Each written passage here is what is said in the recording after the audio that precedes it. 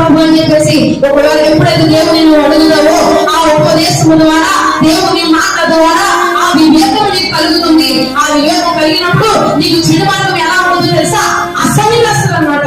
నచ్చదు, నీకు ఎవరో చెప్పగలదు, నీకే అసహ్యం వేస్తుంది. ఏమన్నా తెలుసా? నేను ఇలా చేశాను కదా, ఇది నాకు తప్పు అనిపిస్తుంది, అయ్యో నేను చేయకూడదు తప్పు అని నీ హృదయానికి అసహ్యం కలుగుతుంది. ఎప్పుడో తెలుసా? వివేకం కలిగిన హృదయం నీ ఎప్పుడప్పుడు అసహ్యం కాకుండా బాగుంది, ఇది తప్పు అని తెలిసినా కానీ అసహ్యం